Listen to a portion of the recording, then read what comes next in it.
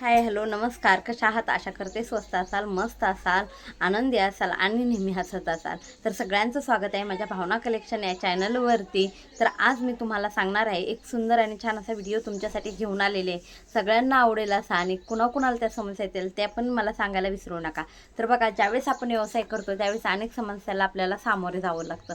विशेष म्हणजे जे नव्यानं व्यवसाय करतात त्यांना तर आणखीन गोष्टींना सामोरे जावं लागतं, कारण त्यातील बऱ्याचशा गोष्टी माहीत नसतात. त्यामुळे बऱ्याचशा गोष्टींना त्याचा सामना करावा लागतो. तसंच माझ्याही बाबतीत थोडंसं झालं. तेच तुमच्या बाबतीत होते का? आणि नवीन कुठल्या मैत्रिणी करत असतील तर त्यांना देखील याच्यातून काहीतरी शिकायला मिळेल यासाठीचा हा व्हिडिओ आहे. तर मित्रांनो, ज्यावेळेस मी रिसेलिंग स्टार्टिंग केलं, ज्यावेळेस मी माझं छोटंसं शॉप ओपनिंग केलं, त्यावेळेस मला अनेक असे छोटे मोठे अनुभव येत गेले. अनुभव हे खूप म्हणजे चांगली होते आणि वाईट होते. चांगले असं म्हटलं तर मला माणसाची ओळख झाली. जे मला ओळखत नव्हते ते ओळखायला लागले. ही झाली एक गोष्ट चांगली म्हटलं तर. सुरुवातीला तुम्हाला चांगली सांगते, परंतु त्याच्यामध्ये बऱ्याचशा गोष्टी अशा वाईट पण घडत गेला. ज्यावेळेस मी सुरुवातीला बिझनेस टाकला त्यावेळेस मला छान वाटलं. म्हणजे का टाकला ते पण सांगते तुमच्या साठी. म्हणजे बरेच जण म्हणायचे एवढी शिकलेली असून देखील व्यवसाय का करते, किंवा म्हणजे असं काय याच्यामध्ये एवढं बिझनेसमध्ये की तू व्यवसाय करते, एवढी मोठी शिकलेली आहे, एवढी मोठी कुठं तर नोकरी करायची सोडून तू का उगाच कपडे विकत बसते, असं बरेच जण मला म्हणायचं. परंतु मी म्हणजे अचानक करावं म्हणून खरं तर सांगते की मला ह्याच्यामध्येच करिअर करायचं म्हणून मी हा व्यवसाय केला नव्हता. परंतु परिस्थिती माझी तशी होती जेणेकरून माझं आर्थिक उत्पन्न हे कमी होतं. मला आर्थिक पाठबळ कुठलंही नव्हतं. त्यासाठी मला व्यवसायात उतरावं लागलं. तर बघा, ज्यावेळेस माझं म्हणजे पहिल्यांदा मी शिक्षण घेतलं, डी एड झाल्यानंतर मी पहिल्यांदा 2 वर्ष इंग्लिश स्कूलवर जॉब केला. त्यानंतर तो जॉब केल्यानंतर 4,000 रुपये मला पेमेंट असायची. त्यावेळेस मी 2 वर्षे जॉब केला. तेचबरोबर माझे लहान लेकरं असताना मी क्लासेस घ्यायचे, ते पण थोडे दिवस मी केलं. परंतु असं करत असताना अचानक असे चढ उतार येत होते. आणि काही नाही, एका दिवशी असं सहज मनात आलं माझ्या की नाही, आपण हे करण्यापेक्षा आपण काहीतरी व्यवसाय करावा जेणेकरून रोज काहीतरी जाईल आणि त्याच्यामधून आपल्याला काहीतरी बेनिफिट होईल. म्हणूनसाठी मी सुरुवातीला एक 4-5 हजाराची गुंतवणूक करून एक छोटंसं ज्वेलरी शॉप टाकलं.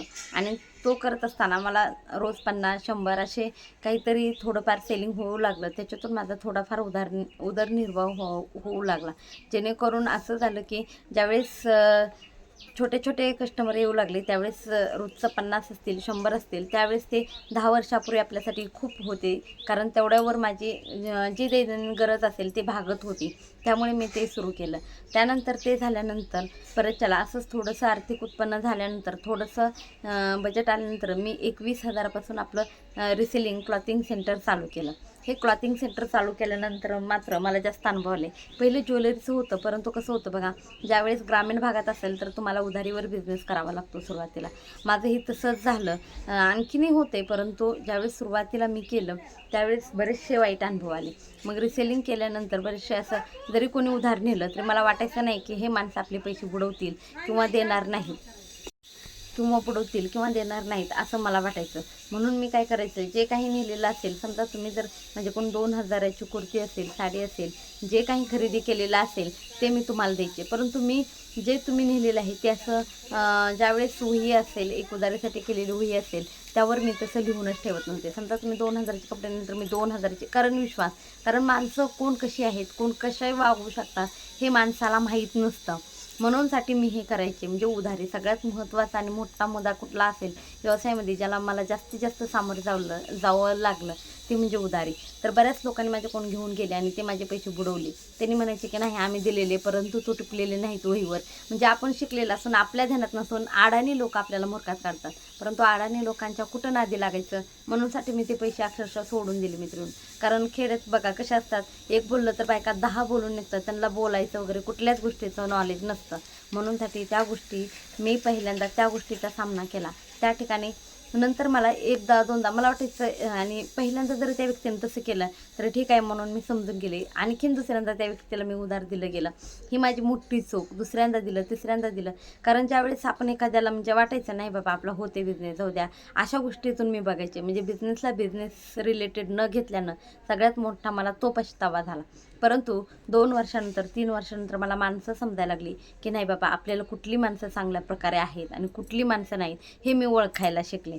परंतु तसं असताना देखील ते शिकले. थोडंसं माझ्या बिझनेसची रूट लागली. माझा बिझनेस चांगल्या प्रकारे चालू लागला. अतिशय चांगल्या प्रकारे लॉकडाऊनमध्ये वगैरे माझा बिझनेस खरंच सांगते चांगल्या प्रकारे चालला गेला. मला देवाची आणि आपल्या प्रामाणिकपणे कष्टाची जे साथ असेल तो मला बिझनेस चालू झाला. नंतर असाच माझा बिझनेस चालू असताना एक जणाने जे आपल्या जवळचेच असतात, ज्यांना म्हणजे आपण त्यांना जवळचं मानलेलं असतं, ते लोक आपल्याला मानत नसतात, परंतु आपण त्यांना मानलं असतं. कारण कसं असतं, ज्यावेळेस माणसाची परख नसते त्यावेळेस माणूस कुठल्याही कोणालाही चांगल्या नजरेनंच बघतो. परंतु ज्यावेळेस माणसाची परख होते माणसांना, त्यावेळेस माणसाला कळतं की बाबा नाही, कुठला माणूस कसा वागू शकतो. जी व्यक्ती रोज माझ्यापाशी येऊन बसायची, मी कसं सेलिंग करते, माझ्याकडे किती कस्टमर येतं, त्या व्यक्तीला बघवत नव्हतं. त्या व्यक्तीनंच माझ्या शॉपच्या समोर मुद्दामून शॉप टाकलं गेलं.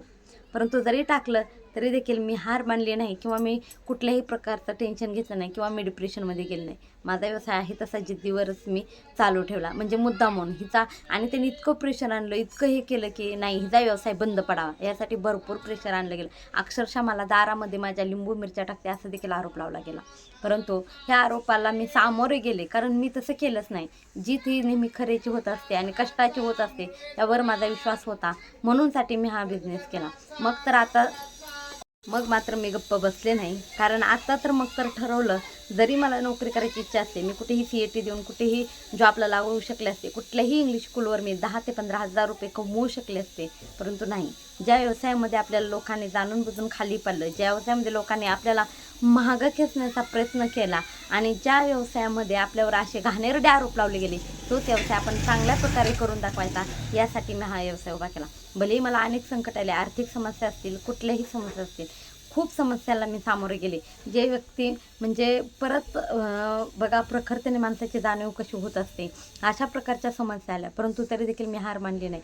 माझा व्यवसाय मी कंटिन्युअसली चालू ठेवले, कारण आपलं कर्म आणि आपण जे करतो ते जर चांगलं असेल तर भ्यायची काहीच गरज नाही, मला असं वाटतं मित्रांनो. मग लोक काहीही बोलू दे, काही वाटू दे, जगाचा विचार करायचा नाही. आपल्याला जे वाटतं तेच नेहमी करायचं, आणि मी तेच नेहमी केलं. कारण ज्यावेळेस आपला बिझनेस चांगल्या प्रकारे चालतो त्यावेळेस लोक अशा प्रकारचे आपल्याला बोलायला, काही करायला मागे पुढे पाहत नाहीत. मग त्याच्या वेळेस थोडंसं टेन्शन येतं, थोडंसं डिप्रेशनमध्ये माणूस जातो. परंतु जर तसे आरोप लागले गेले असतील तर ह्याच बिझनेसला आता करिअर करून दाखवायचं, ही जिद्द मी त्याच दिवशी माझ्या मनामध्ये धरली आणि करून दाखवली. अक्षरशः ज्यावेळेस म्हणजे आणि विशेष म्हणजे ज्या लोकांनी मला खूप दर्जाचं नावं ठेवलं, त्याच लोकांनी ते बिझनेस चालू केले.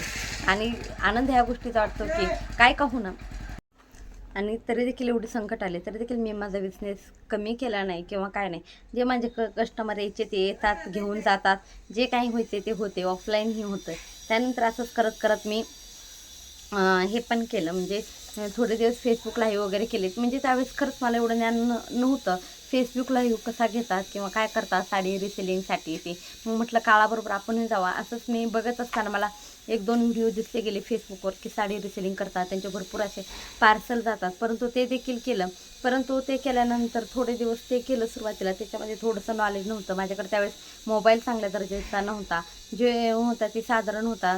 त्याच्यामुळं, नाहीतर त्यावेळेस जर मी त्या ठिकाणी मागच्या 2-4 वर्ष केलं असते तर आज छान प्रकारचे रिसेलर फेसबुकवर झाले असते. परंतु त्यानंतर मी ते बंद केलं. नंतर नवीन मोबाईल घेतला, नंतर त्यातून सुरुवात केली. म्हणजे जे काय असेल ते, म्हणजे जे बिझनेसमधून पैसे येतील त्यातूनच मी मोबाईल देखील घेतला. मी कोणाकोणी 1 रुपया न घेता मी माझा स्वतःचा मोबाईल घेतला. त्यानंतर देखील फेसबुकवर हे केलं. परंतु बऱ्याच जणांचं असं झालं की आता देखील मी फेसबुकवर मध्यंतरी करत होते. मग फेसबुकवर लाईव्ह केल्यानंतर बऱ्याच जणींनी म्हटले की नाही ताई, तुम्ही थोडे दिवस यूट्यूबवर करून बघा, यूट्यूबवर तुम्ही व्हिडिओ टाका, यूट्यूबवर थोडेसे लाईव्ह घ्या, जेणेकरून तुम्हाला थोडीशी जरा लवकर ग्रोथ मिळेल, थोडंसं हे होईल. त्यामुळं मी परत यूट्यूब चालू केलं. अशा अनेक अडचणी येतात, नाही तुम्ही 2-4 महिने बघा देऊन, तुम्ही नक्की सक्सेस होणार. बरेचशा माझ्या मैत्रिणी ती जवळच्या असतील, नाही तुमच्याकडे छान प्रकारे तुम्ही बोलू शकतात, छान प्रकारे तुमच्याकडं कॉन्फिडन्स आहे, त्यामुळे तुम्ही नक्कीच यूट्यूब चालू करा, ज्याचा फायदा तुम्हालाही होईल आणि तुमच्यासारख्या अनेक ज्या बिझनेस करतात मैत्रिणी त्यांना देखील होईल. म्हणूनसाठी यूट्यूब स्टार्ट केलं. त्याच्यामध्ये मला माझ्या घरच्याचा पूर्ण सपोर्ट आहे, त्यामुळंच मी ही यूट्यूब चॅनल स्टार्ट केलं, जेणेकरून माझ्याबरोबर माझ्या अनेक मैत्रिणी देखील व्यवसाय करतात, त्यांना देखील माझं ज्ञान मिळेल. त्याचबरोबर जे रिसेलिंग मी करते त्याचा देखील फायदा त्यांना होईल, त्यासाठी मी यूट्यूब स्टार्ट केलं. तर अशा गोष्टींचा सामना करावा लागला. बऱ्याच जणांनी पैसे बुडवले गेले, परंतु हळूहळू माणसं समजत गेली की नाही, आपल्याशी कसं कोण वागते, तसंच आपण त्याच्याशी वागायचं. त्यानंतर हळूहळू असं करत, परंतु एक केलं की खंड पडू दिलं नाही. जे काही असेल ते कंटिन्युअसली आपलं काम चालू ठेवलं, काम चालू ठेवलं. बऱ्याच अडचणीचा सामना केला आणि त्यानंतर जवळजवळ आता 7 ते 8 वर्ष झाला माझा बिझनेस चालू आहे. परंतु पहिले 2-4 वर्ष खूप त्रास झाला याच्यामध्ये. बऱ्याच लोकांनी पैसे बुडवले, दिले नाहीत, अशा गोष्टी बऱ्याचशा घडून गेल्या. त्याचबरोबर म्हणजे काहींनी नेलं तरी पण नाही नेलं, असं पण घडलं गेलं. परंतु त्या गोष्टीचा परत नंतर त्याच्यावर उपाय काय केला, तर ज्यावेळेस एखादी गोष्ट, आता एखाद्याने आपल्याकडून ब्लाऊज पीस नेले, साडी नेली, तर मी इन डिटेल्समध्ये लिहून ठेवायला तसं सुरुवात केलं. तरी देखील काय काय लोकांनी बुडवलं. म्हणजे त्यांची नीतिमत्ताच नसते की ह्यांचं पैसे द्यावे अशी. त्या लोकांची नीतिमत्ता नसते, त्यांना बुडवायची लोकांची सवय लागलेली असते. परंतु त्यांचे कर्म ते भोगतील, त्याला आपण काहीच करू शकत नाही. म्हणूनसाठी मी परत त्यांना ते देखील देणं बंद करून टाकलं. कारण असं माणूस वारंवार खोटं बोलत असल्यानंतर आपण त्यांना देऊ शकत नाही. एकदा झालं, दोनदा झालं, तिसऱ्यांदा झालं तरी देखील परत आपण जर चूक केली तर आपणच मूर्ख म्हणलं तरी हरकत नाही. म्हणूनसाठी तशा व्यक्तींना ते देणं मी पूर्णपणे बंद केलं. आणि जे काय असेल ते माझं जेवढं कस्टमर होईल तेवढं रोख होईल. त्याचबरोबर जे माझे देणारे कस्टमर असतील, एक 8 दिवसात पैसे देतील, 15 दिवसात देतील, महिन्याने देतील, त्याच कस्टमरला मी रेग्युलर द्यायला चालू केलं. आणि ज्या लोकांनी माझे पैसे बुडवले त्यांना मी अजिबात एकही रुपयाचं इथून पुढे उधार दिलं नाही आणि देणारही नाही, असं त्यातून मी ज्ञान घेतलं. तसंच तुम्हीही करा. बऱ्याचशा मैत्रिणी ग्रामीण भागामध्ये व्यवसाय करत असतील तर तुम्ही देखील तसंच करा. ज्यावेळेस तुम्हाला एकदा दोनदा माणसाची पारख येते त्यावेळेस त्या माणसांना अजिबात जवळ करू नका, जेणेकरून त्याच्यामध्ये आपलं नुकसान होतं. ते नुकसान टाळण्यासाठी ह्या गोष्टी तुम्ही नक्कीच करा. आणि ज्यावेळेस आपण क्वालिटी चांगली देतो त्यावेळेस आपलं कस्टमर कुठूनही येतं. ज्यावेळेस आपलं रेट चांगले असेल त्यावेळेस आपलं कस्टमर येतं. कुणी काहीही बोललं, काहीही केलं तरीही ज्यांना यायचे ते नक्कीच येतात. जे कस्टमर व्हायचे ते नक्कीच होतं. आता बऱ्याच मैत्रिणी शिलाई काम करतात, परंतु बघा काही मैत्रिणींचे ब्लाऊज चांगले आले तरी उगाच विनाकारण येऊन म्हणणार तरी नाही बिघडलं ब्लाऊज, आम्ही तुझी शिलाई देत नाही. अशा बऱ्याचशा समस्यांना म्हणजे शहरी भागातल्यापेक्षा शहरी भागामध्ये कॉम्पिटिशन असतं तसं ग्रामीण भागामध्येही झालं. त्याचप्रमाणे ग्रामीण भागात पण आता बऱ्याचपैकी कुठल्याही गोष्टीमध्ये कॉम्पिटिशन आहे. म्हणजे जरी 1000 लोकसंख्या असेल किंवा 1,500 लोकसंख्या असेल तर त्या ठिकाणी 2-4 शॉप झाले किंवा बरेच जण असे शिलाई काम करणाऱ्या मैत्रिणी झाल्या. अशा अनेक समस्या त्यांना येतात. त्या समस्यांचा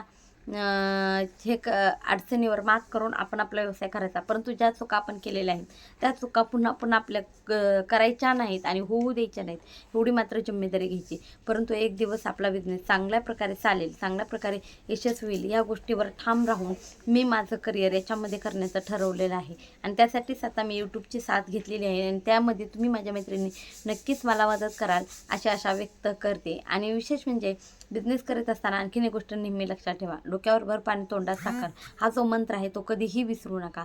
कारण हा खूप उपयोगी पडतो. जर आपले संस्कार, आपले गुण जर चांगले असतील तर नक्कीच ते समोरच्याला आवडतील. आणि विशेष म्हणजे माझ्या मध्ये सगळ्यात जास्त महत्त्वाचं मला काय पॉझिटिव्ह पॉईंट ठरला तर तोच ठरला गेला. जरी म्हणजे कोणी पैसे बुडवले तर त्या माणसांना फक्त मी एकच केलं की त्या माणसाशी संबंध ठेवायचे नाहीत. त्या माणसांना परत आपल्या शॉपमध्ये जरी असलं तरी नाही म्हणून सांगायचं. त्यांना आपलं कस्टमर म्हणायचं नाही आणि येऊ द्यायचं नाही. माहीत आहे, ग्राहक हे देव आहेत, ग्राहकांना देवासारखं वागवावं असं म्हणलं जातं बिझनेसमध्ये. परंतु अशा प्रकारचे देखील कस्टमर भेटतात ज्यांना तुमची द्यायचीच वासना नसते. आणि जरी द्यायचं नसलं तरी आपण कोणाला आपल्या तोंडानं वाईट वक्त बोलण्यापेक्षा त्यांच्याशी आपलं संबंध तोडलेलं कधीही चांगलं असं मला वाटलं. म्हणून बऱ्याचशा जे चांगले बोलतात त्यांच्याशी चांगलं बोलून राहायचं आणि वागायचं. ते त्यांच्याशी द्या न द्या तुमची बंधारी म्हणून तो त्या ठिकाणी मी बंद केलं. परंतु त्यांना कुठलीही गोष्ट वाईट बोलली नाही. तो पल्स पॉईंट म्हणजे जे म्हणतात ना, मारवाडी लोक करतात की तोंडाने गोड बोलायचं आणि तोंडात साखर ठेवून डोक्यावर बर्फ ठेवायचा, तो मूल मंत्र जो असेल तो माझ्या व्यवसायामध्ये वापरला गेला आणि त्याचा खूप सारा फायदा माझ्या व्यवसायासाठी झाला. तर तुम्ही देखील तेच करा. ज्यावेळेस तुम्ही एखाद्याशी बिझनेस करता, आपण बोलतो कसं, वागतो कसं यावर पण बऱ्याच म्हणतात माणूस नाही काय आपल्याला म्हणजे असं बघा ग्रामीण भागात असं म्हणतात कोणी काय तो काय माझं काय देऊन घेऊन चालवतो काय असं बोललं जातं. परंतु ज्या गोष्टी आहेत त्या म्हणजे इजी आपण कशा बोलू शकतात किंवा कसं हँडल करू शकतं ते देखील ज्ञान असणं गरजेचं असतं. त्याचा खूप सारा फायदा तुमच्या बिझनेसमध्ये तुम्हालाही पाहायला भेटेल. जेणेकरून ज्यावेळेस तुमचे म्हणजे जे बोलण्याचे एक लय असेल किंवा जे तुम्ही इतरांशी प्रामाणिकपणे बोलतात किंवा जे नम्रतेने वागता ते खूप महत्त्वाचं असतं व्यवसाय करताना.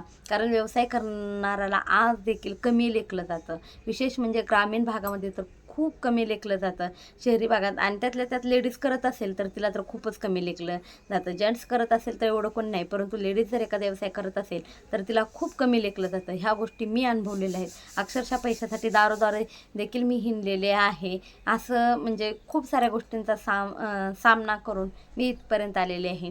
तसंच तुम्हीही अनेक गोष्टीचा सामना करत असाल तर नक्कीच करा. मी एकच म्हणेल की ज्यावेळेस तुम्ही व्यवसाय करता त्यावेळेस फक्त नम्रता तुमच्यामध्ये आली पाहिजे आणि सहनशीलता ही देखील आली पाहिजे, जेणेकरून त्याचा खूप सारा फायदा तुमच्या व्यवसायाला होऊ शकतो, ज्याप्रमाणे माझ्या व्यवसायाला झाला. आणि अशी जे छोट्या मोठ्या गोष्टी येतात, अशा ज्या छोट्या मोठ्या अडचणी येतात आणि अशी जी छोटी मोठी लोक आपल्याला अडथळा आणायला बघतात, आपल्याला पुढे नाही जाऊ द्यायला बघतात, त्यासाठी तर आपण ठामपणे आपला व्यवसाय करायचा आणि ह्या सगळ्या गोष्टींना मात करायची. त्याचा कुठलाही त्रास आपल्या म्हणजे व्यवसायावर किंवा आपल्या जीवनावर त्याचा होऊ द्यायचा नाही. ते लोक जाणून बुजून आपल्याला त्रास देत असतील, तशा लोकांपासून नेहमी लांब राहायचं आणि आपलं काम आणि आपला व्यवसाय आपण नेहमी करत राहायचं. तर आय होप तुम्हाला आजचा व्हिडिओ आवडला असेल. थोडंफार का होईना पण तुम्हाला याच्यामधून शिकायला भेटलं असेल अशी आशा व्यक्त करते. आणि जर तुम्हाला व्हिडिओ आवडला असेल तर नक्कीच आपल्या चॅनल लाईक, शेअर आणि सबस्क्राईब करायला विसरू नका. भेटूया अशाच एका नवीन व्हिडिओसोबत. तोपर्यंत सगळ्यांना श्री स्वामी समर्थ.